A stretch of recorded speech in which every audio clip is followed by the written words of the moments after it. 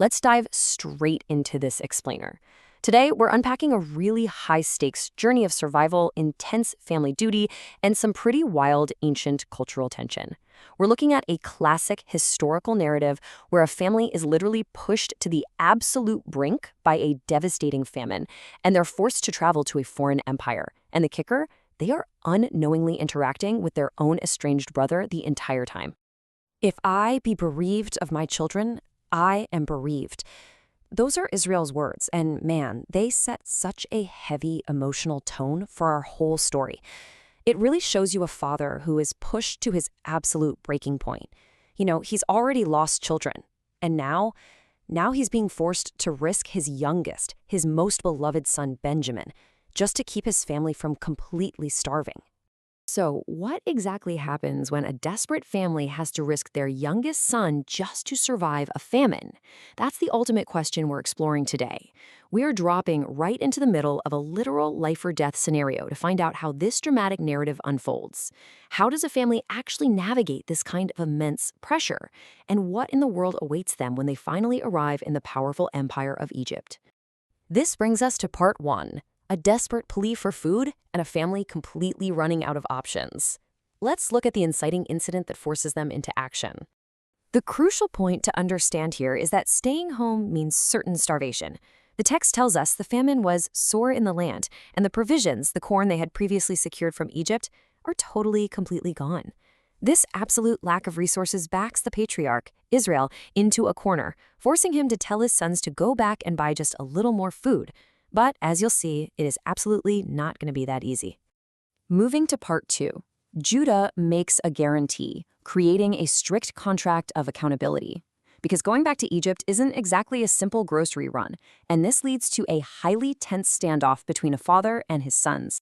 This brilliantly illustrates the truly impossible choice the family is facing. Look, going without Benjamin is just a non-starter. The Egyptian ruler had explicitly stated they would not even see his face unless their youngest brother was with them.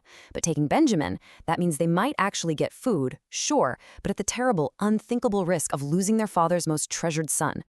To break this agonizing deadlock, Judah steps up with an intense verbal contract. He essentially tells his father, "Send the lad with me so we don't all die." Judah takes permanent, personal accountability here. He becomes the surety for his youngest brother's life. It's like the ultimate liability clause. He vows that if he doesn't bring Benjamin back and set him before his father, he will bear the blame forever. Yielding to the inevitable, Israel finally agrees, but he insists they absolutely do not go empty-handed. To appease this intimidating Egyptian ruler, Israel meticulously packs double the money, just in case there was some oversight or mistake last time, along with a highly specific diplomatic care package. He sends the absolute best fruits in the land, a little balm, a little honey, spices, myrrh, nuts, and almonds. Which brings us to part three, fear at Joseph's house, and a completely terrifying invitation. With the gifts packed, the double money secured, and Benjamin actually in tow, the brothers arrive in Egypt, but things immediately take a terrifying turn. The dramatic irony in this moment is just incredible. When Joseph looks up and actually sees his brother Benjamin, he immediately orders his steward to bring the men to his personal home to dine with him at noon. Now, to Joseph, this is an act of ultimate hospitality, right? A family reunion. But his brothers? They assume the absolute worst. The contrast here is so striking. The completely terrified brothers think this house invitation is an elaborate trap to enslave them and steal their donkeys because of that money they mysteriously found returned in their sacks the first time around. They frantically try to explain all of this at the door. But the steward responds with totally unexpected peace. He tells them not to fear, says their God gave them treasure, confirms that he already had their money. And then he even brings out their captive brother Simeon. Next up, part four, an emotional reunion as they prepare for the ruler. Let's step inside and see exactly how this ancient household readies for their powerful master's arrival. These practical steps give us such a cool window into ancient hospitality protocol. It's essentially an ancient VIP treatment. Once they are brought inside the house, the brothers are given water to wash their dusty feet, their donkeys are fed provender, and the men nervously prepare their elaborate present of fruits and spices, just waiting for Joseph to arrive for the midday meal. And when Joseph finally comes home, the tension just skyrockets. The brothers bow themselves completely to the earth in total submission, presenting their gifts. But Joseph? He immediately focuses on his family. He subtly tries to confirm if his father is actually still alive and healthy, asking them, "Is your father well, the old man of whom you spake?" And they respectfully confirm that he is. And then Joseph finally locks eyes with Benjamin, his very own mother's son.